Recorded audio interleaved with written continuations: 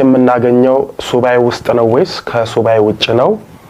2-3 የሱባኤ ገብተን መልስ ብናጣ ምን እናድርግ? በሱባኤ ወቅት ዝምታ መልስ ነውን? እመቤታችን ለምን ዝም ትለናለች የሚለውን የብዙዎቻችን ግን የምንጠይቃት ነገር ለኛ ምን ያህል አስፈላጊና ለሷ ደግሞ ጥያቄያችን ምን ያህል ተገቢነት ያለው መሆኑን መጀመሪያ ማስተዋልና ማጤን ይኖርብናል። ጥያቄያችን ጫማዬ ያለቀ እንዳይሆን፣ ምክንያቱም እግር የሌለው አለና። አንድ ሰው በሱባኤና በጸሎት እመቤታችንን አሜሪካ ወይም አውሮፓ ወሰጂን ቢላት ጥያቄው የሱን ሕይወት የሚጎዳና የሚያበላሽ ከሆነ እናታችን በዝምታ ልታልፎ ትችላለች። በእርግጥ መውሰድ አያቅታትም።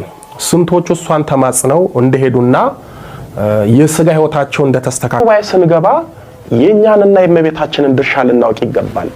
የኛ ድርሻ በሱባኤ ጸሎታችንን መዝራት ነው። ፍሬው ግን እውነተኛ የዝናብ ውሃ የሆነችው እመቤታችን ናት የምታሰጠን።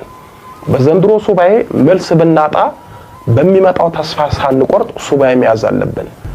2-3 ጊዜ ሱባኤ ገብተን መልስ ብናጣ ምን እናድርግ የሚለውን ስናይ ብዙ ሰዎች ከአንድም 2-3 ሱባኤ ይገባሉ፣ መልስም ያጣሉ።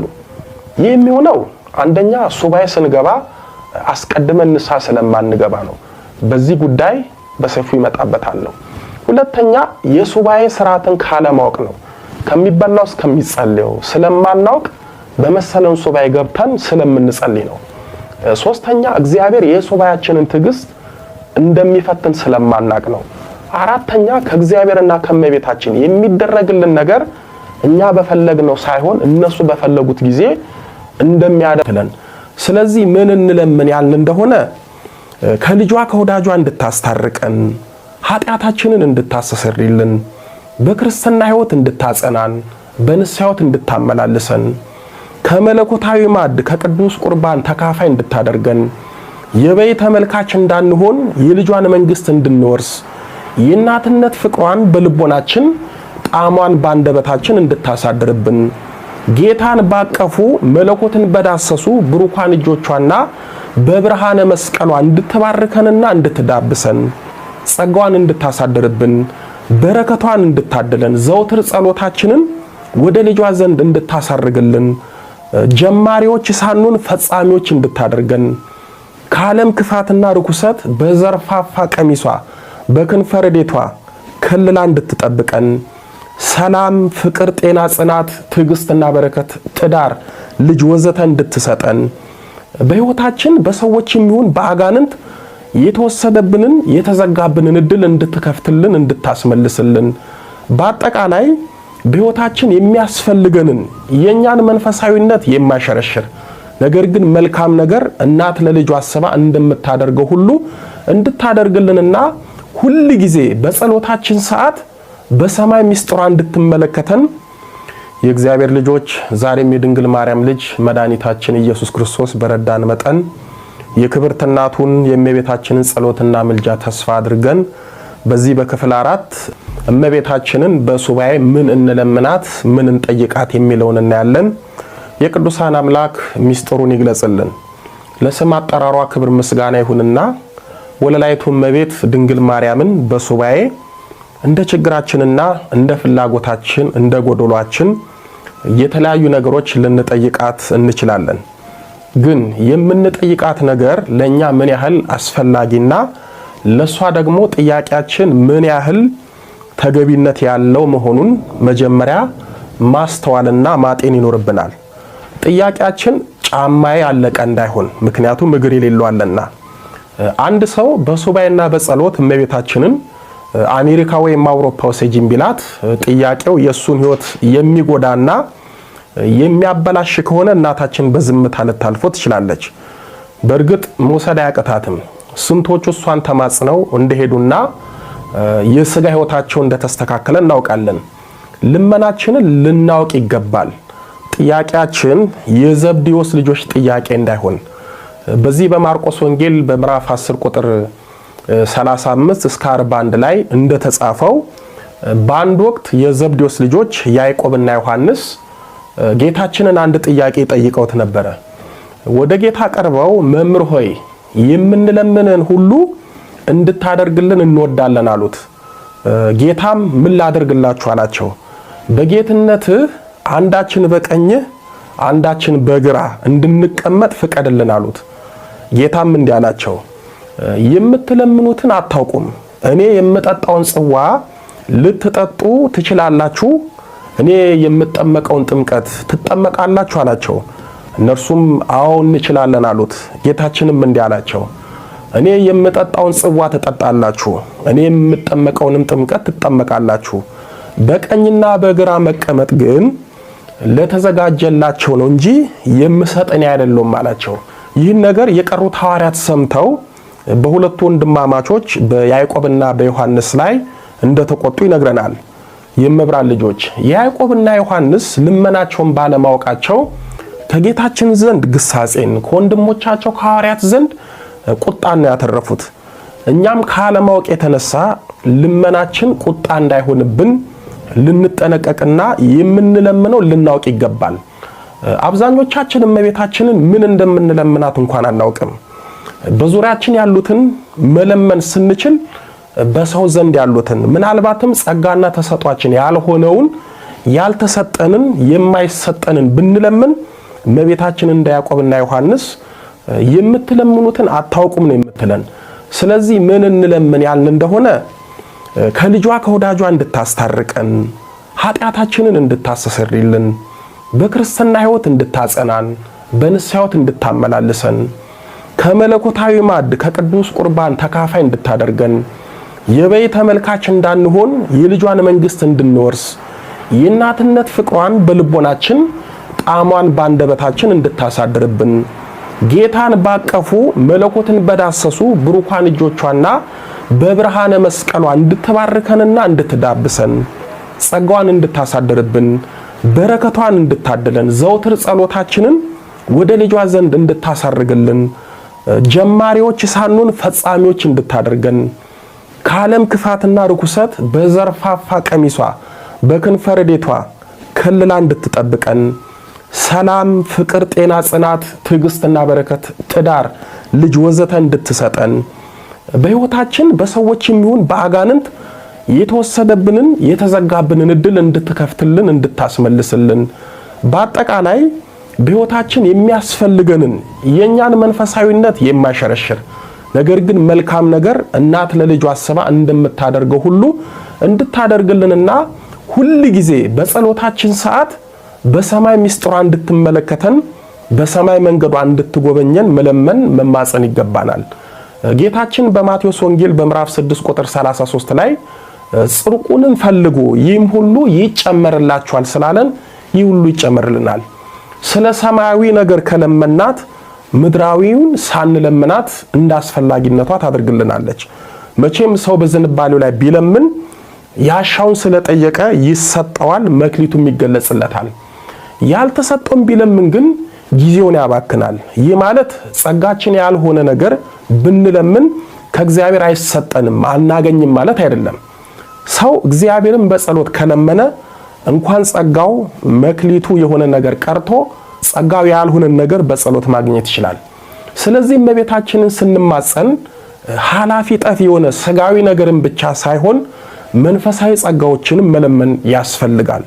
እኛ ስለ መንፈሳዊ ነገር ስንለምን እሷ ደግሞ ስጋዊንም ጨምራ ትሰጠናለች። አንዳንዶቻችን ትዳር ብቻ እንድትሰጠን ሙጥኝ ብለን በቀን በማታ እንለምናታለን። ስለ መንፈሳዊ ሕይወት ስለምናገኘው ጸጋ በረከት ምንም ግድ የለንም። ወለላይቱ እመቤት ስለ ስጋዊ ነገራችን ብቻ የምታስብ እናት አይደለችም። ስለ መንፈሳዊ በረከት ስጦታም ትጨነቃለች። አንዳንዶቻችን ታመን የስጋዊ ጤናችን እንዲመለስ ጊዜያዊ በሽታችን እንዲርቅልን እንማጸላለን። ምናልባት ነፍሳችን በኃጢአት በሽታ ቆስላ ታማ ሊሆን ይችላል። ስለማትታየን ስለ ነፍሳችን ጉዳይ ቸል በማለት ስለሚታየውና ስለሚያስጨንቀን ስጋዊ ህመም ጉዳይ እንጨነቃለን። አንዳንዴ እመቤታችን ሳትዘገይብን ምናልባትም የምንለምናትን ካለማወቅና ተቀዳሚውና ተከታዩን ካለመረዳት በራሳችን እናዘገያለን። መቼም በልጅነቱ ዳረጎት ወይም እንጎቻ ያልበላ የለም።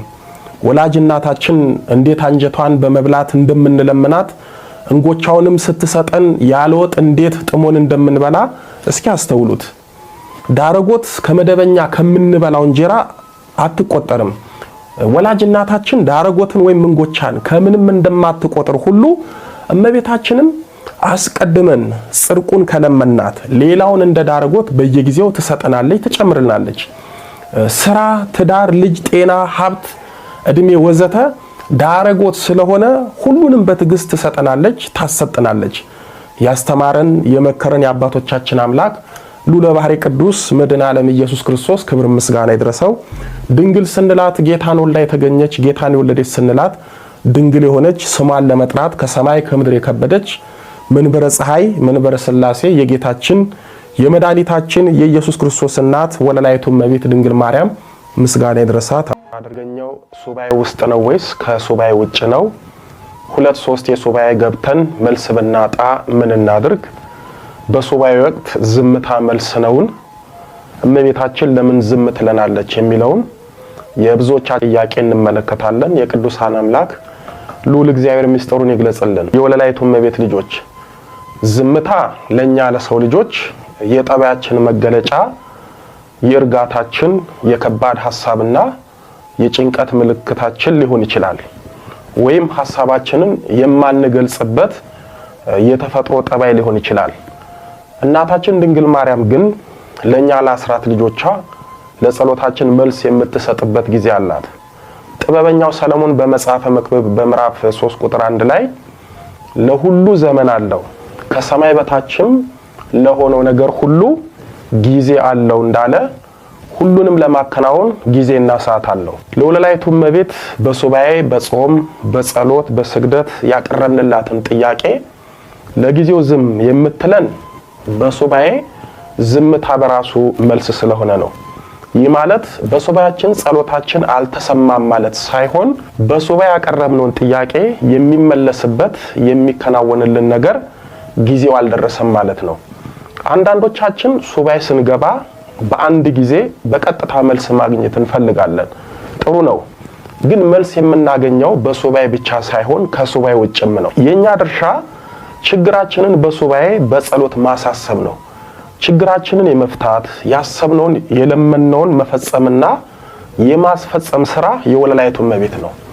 እስኪ እመቤታችን በሱባኤ ዝም የምትልበት ምክንያት እንመልከት።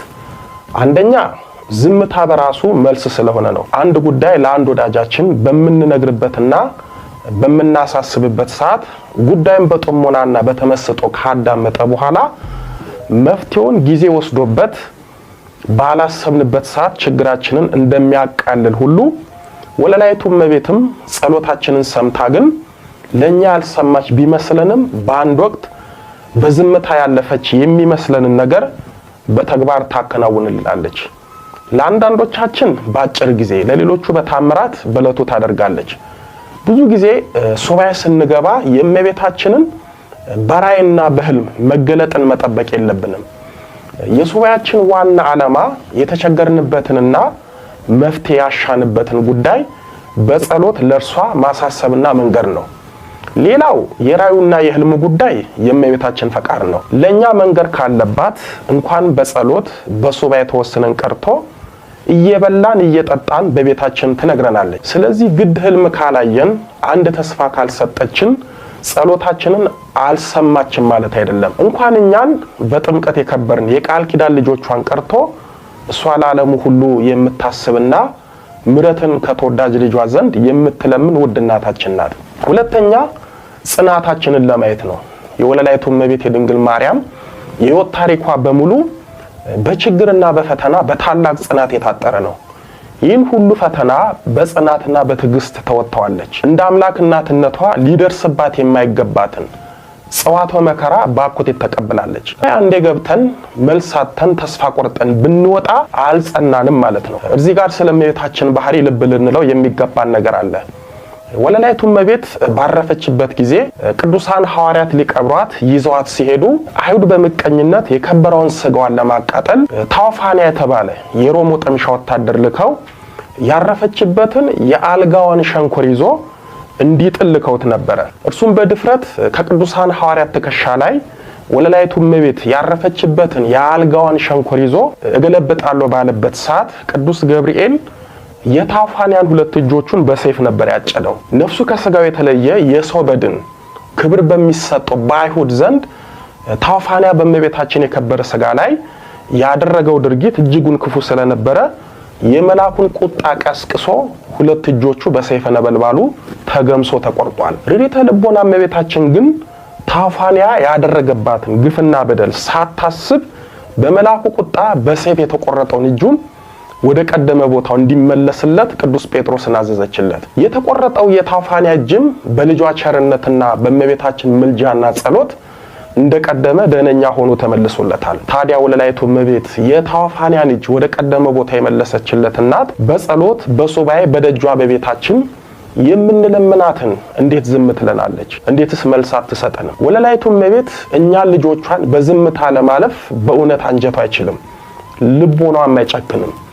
የጽኗ እናት ልጆች እንደመሆናችን መጠን በአንድ በሁለት ሱባኤ ዝም ሳትል ዝም ብትለን እኛም በተደጋጋሚ ሱባኤ ስንገባ ጽናታችንን አይታ ዝምታዋን ሰብራ አቤት ልጆች ትለናለች፣ ችግራችንንም ትፈታልናለች። ስለዚህ በጽናት እንማጸናት። እመቤታችን ጽኑ ልጆች እንጂ ልፍስፍስ በሆነው ባልሆነው ፈተና የሚንኮታኮቱ ተስፋ የሚቆርጡ ልጆች የላትም። በተፈተኑ ቁጥር እንደሚስማር የሚጠብቁ ልጆች እንጂ። እናታችን ሐና ማህፀኗ የተዘጋባት ልጅ በማጣት የምትቸገር ሴት ነበረች።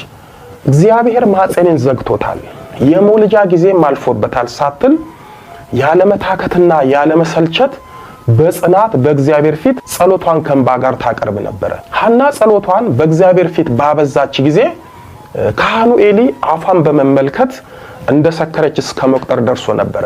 ኤሊም በአንደኛ ሳሙኤል በምዕራፍ 1 ቁጥር 18 ላይ እንዲህ አላት፣ ስካርሽ እስከ መቼ ነው? የወይን ጠጅሽን ካንቺ አርቂው አላት።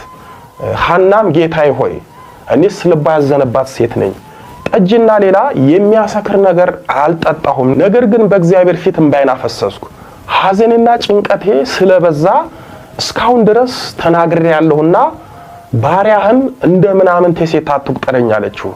ኤሊም በደህና ሂጂ፣ የእስራኤል አምላክ የለመንሽውን ልመና ይስጥሽ ብሎ አሰናበታት። እናታችን ሐና በእግዚአብሔር ፊት በጸና ጽኑ ለቅሶ በማልቀሷ ሚሊዮኖችን የሚያስንቀውን አንዱ እንደ ሰባት የተቆጠረውን ነብዩ ሳሙኤልን ወለደች። ሐናም በመጨረሻ በአንደኛ ሳሙኤል በምዕራፍ 2 ቁጥር 1 ላይ ልቤ በእግዚአብሔር ጸናለች። እኛም እንደ ሐና ጉዳያችን እስኪፈጸምልን ልባችን በእግዚአብሔር መጽናት አለበት። በዮሐንስ ወንጌል በምዕራፍ 5 ቁጥር 2 እስከ 9 ላይ አሳዛኝ ታሪኩ የተጻፈው መጻጉዕን ለ38 ዓመታት በአልጋ ቁራኛ በደዌ ዳኛ ተይዞ በቤተ ሳይዳ በጽናት የጌታን የማዳን መልሱን ሲጠባበቅ ቆይቶ በመጨረሻ በጌታችን መለኮታዊ እጅ በመዳሰስና ጤናን በመጎናጸፍ አልጋውን ተሸክሞ እንደ ሕፃን እየቦረቀ በጌታ ታምራት እየተደነቀ ለመሄድ በቅቷል። እኛስ ጌታችንን ወለላይቱን እመቤት ስንት ዓመት በስንቱ ሱባኤ ችግራችንን ተሸክመን ደጅ ጸንተን ይሆን? እንደ መጻጉዕ ጽናታችን ታይቶ እንቆቅልሻችን ተፈቶ ከጌታችንና ከእመቤታችን መልስ አግኝተን እንደ ሕፃን ተደስተን እንድንመለስ መጽናት አለብን። እመቤታችን ጽናታችንን ለማየት ዝም ሳትል ዝም ትላለችና እኛም በሱባኤ በጽናት እናቴ እመቤቴ ልንላት ይገባል። ሶስተኛ እኛን እየሰራች ብዙዎቻችን በእመቤታችን መሰራት ያስፈልገናል። በእርግጥ እግዚአብሔር በመለኮታዊ ጥበቡ እጁ ድንቅ አድርጎ ቢፈጥረንም ሰው ቢያደርገንም ከጊዜ በኋላ በዓለም ጣጣ ሰው መሆን ያልቻልን ብዙ ሰዎች አለን። ጥሩ መንፈሳዊት እየኖርን አላስፈላጊ ባህሪ ያለን ብዙ ነን። እመቤታችን በንጽህና ብቻ ሳይሆን በባህሪዋ የተመሰገነች ስለሆነች እኛም ጥሩ ባህሪ እንዲኖረን ትፈልጋለች። በክርስትና ሕይወት ለረጅም ዓመታት ካላስፈላጊ ባህሪያት ጋራ የምንኖር ከሆነ መሰራት ያስፈልገናል። የአምልኮት ሕይወት የሌለን ዘማዊ፣ ነጭናጫ፣ ቁጡ፣ ተስፋ ቢስ፣ ዋዘኛ፣ ፌዘኛ፣ ምቀኛ፣ አሽሟጣጭ፣ ወረኛ፣ ውሸታምና ሐሜተኛ፣ ሌባ፣ አፈቀላጤ ወዘተ የሆነ ባህሪ ይዘን በእነዚህ ባህሪ የምንለምናት ከሆነ መልሷ ዝምታ ነው። እኛ እንደ ብንፈጠርም በኃጢአት ስለምንረክስ በንስሐ መታደስ አለብን። ንስሐ የሰው ልጅ ዳግም ይሰራዋል። እመቤታችን ብዙዎችን በንስሐ ሕይወት አዲስ እንዲሆኑ እንዲሰሩ አድርጋለች። ነገር ግን አንዳንዶቻችን ንስሐ ሳንገባ ሱባኤ ስለምንገባ ከሱባኤው ይልቅ የኛን በንስሐ መሰራት እየጠበቀች ሌላውን ጥያቄያችንን ዝም ትላለች። ብዙዎቻችን የባህሪ ለውጥ ሳናመጣ ከመቤታችን መልስ እንዲመጣልን እንጠብቃለን። ይህ ልክ አይደለም። በመጀመሪያ ራሳችንን ማስተካከልና መስተካከል አለብን። እንዲሁም በንስሐ አዲስ ሰው ሆነን መሰራት ያስፈልገናል። አራተኛ የኛን ነገር እየሰራች ሉል እግዚአብሔር ከሰማይ እስከ ምድር ያሉትን በውስጣቸው የሚገኙትን አስደናቂ ፍጥረቶችን በቃልና በስራ ለመፍጠር 6 ቀናቶች ፈልጓል። እግዚአብሔር ሁሉን ነገር በሰከንዶች ሽርፍራፊ መፍጠር ይችል ነበር። ግን ሁሉ ነገር የሚከናወንበት ጊዜና ሰዓት እንዳለው፣ ሁሉም ነገር ጊዜ እንደሚያስፈልገው፣ ያለ ጊዜ የሚሆን ነገር እንደሌለ፣ እኛም ለምናከናውናቸው ነገሮች ጊዜና ረፍት እንዳላቸው ለማጠየቅ ሁሉንም ነገር በጊዜ አከናውኖታል። እናታችን ድንግል ማርያም በጸሎት በሱባኤ ዝም ሳትል ዝም ያለች የሚመስለን የኛን የልጆቿን ነገር እየሰራች ሲሆን ነው። እኛ ከርሷ ለስጋ የሚጠቅመንን በስጋ ብቻ ስንፈልግ፣ እሷ ደግሞ የኛን የስጋም የመንፈሳዊ ነገርም ለማከናወን ጊዜ ትፈልጋለች። በመጀመሪያ እመቤታችንን በጸሎት በሱባኤ የምንማጸናት አንዳች በህይወታችን የምንፈልገው ነገር ሲኖር ወይም በህይወታችን በብዙ መልኩ ብዙ የተበላሹብን ነገሮች ስላሉ እነዛን ነገሮች እንዲስተካከሉ ስለሆነ ያ ማለት ያልተሰራልን ወይም ተሰርቶ የተበላሸብን ነገር አለ ማለት ነው። ስለዚህ የኛን ነገር በነበረው ወይም በአዲስ መልክ እየሰራች ከሆነ ዝም ትላለች። ይህ ታዲያ ዝምታ ሳይሆን የሥራ ጊዜ ነው። መልካም ሰው አንድ ነገር ሊያደርግልን ካሰበ አድርጎ ያሳያል እንጂ አያወራም። መልካሚቱ ርግብ እመቤታችንም የኛን ስራ ስትሰራ ልጆቼ እንዲያደረኩላችሁ ነው አትልም። በዝምታ በተዋጠ ስራ ታከናውናለች። አንዳንዴም ለኛ የተሻለውን አማራጭና አስደሳች ነገር ለማድረግ ከማሰቧ የተነሳ ዝም ትላለች። ኋላ በስራ ፍቅሯን ትገልጽልናለች። በሱባኤ መልስ ብናጣስ የሚለውን ስንመለከት የወለላይቱ እመቤት ልጆች ሱባኤና ግብርና አንድ ነው። ገበሬ ምርቱ የሚወሰነው እንደ ዝናቡ ነው። ብርቱ ገበሬ ዘሩን ይዘራል። የዝናቡን ነገር ለፈጣሪ ይተዋል። ድርሻውን ያውቃል። የእርሱ ድርሻ መሬቱን አርሶ አለስልሶ መዝራት ብቻ ነው። የዝናቡ ጉዳይ የእርሱ ሳይሆን የእግዚአብሔር ነው። እግዚአብሔር በዝናብ አብቅሎ በፀሐይ አብስሎ የዘራውትን ፍሬ እጥፍ ምርት ይሰጠኛል ብሎ ወራቶችን በተስፋ ይጠብቃል። እዚህ ጋር ዝናብ ጠፍቶ የዘራው ዘር ምርት ባይሰጥ ሁሉም ባዶ ቢሆንበት ዘንድሮ አልቀናኝም፣ ስለዚህ ለከርሞ አልዘራም፣ እርሻው ይቅርብኝ አይልም። በሚመጣው እርሻ ጊዜ ዝናቡን ተስፋ ያደርጋል እንጂ በስራ ዓለም እንደ ገበሬ ብርቱና ተስፋ በእግዚአብሔር የጸና የለም። እንደ እርሻም ፈታኝና ትዕግስትን የሚጠይቅ ስራ የለም። ከጸሎትም እንደ ሱባኤ ጸሎት ብርቱና ፈታኝ የለም።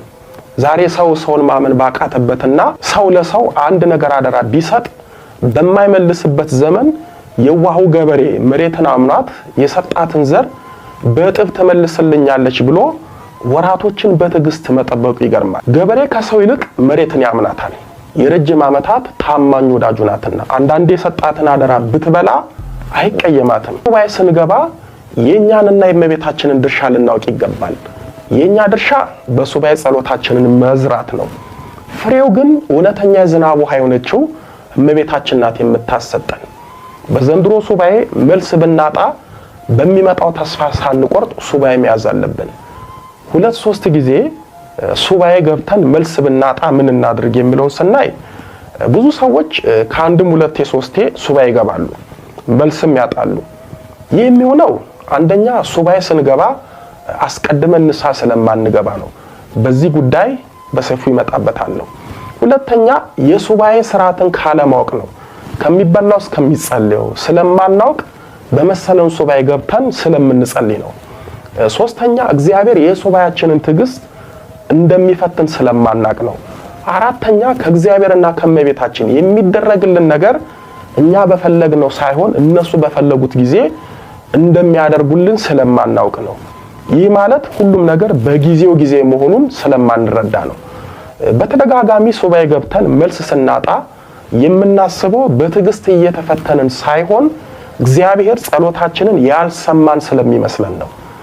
በአንድ ወቅት የገድል አርበኛው ጻድቁ አቡነ ኪሮስ በደብረ ባሳት ገዳም የሚኖሩ መነኮሳት እሳቸውን በቀናት በድንጋይ ወግረው ለመግደል ሲሉ ጌታችን በመብረቅ ሰረገላ ከመሃላቸው ነጥቆ ሰወራቸው። መነኮሳቱ አቡነ ኪሮስን በድንጋይ እንውገር በማለታቸውና በሌላም ክፉ ስራቸው ምክንያት ጌታችን አዝኖባቸው ከጽር በመጡ አረማውያን በሰይፍ ተገደሉ። መላእክተ ጽልመትም እየተሯሯጡ ነፍሳቸውን ወደ ሲኦል ሲወስዱና ሲጫወቱባቸው አቡነ ኪሮስ በጸጋዩ። አቡነ ኪሮስ ጌታችን ስለተበቀለላቸው የሞቱትንና በመላከ ጽልመት የሚሰቃዩትን ከ700 በላይ የሆኑትን የመነኮሳትን ነፍሳት አይተው በእውነት ተገባቸው አሉ። እኛ ብንሆን ክፉ ያለብንን የተገዳደረንን ሰው ጌታ እንደ ነገር ቢያደርግልን ቢገርልልን አቤት ደስታችን ይገባዋል፣ እኔን እንዲህ በማድረጉ ነው እንዲህ ሆኖ እንላለን። ከማዘን ይልቅ በጠላታችን ውድቀትና ሞት እንደሰታለን። የቅዱሳንና የኛ ልዩነት ይሄ ነው።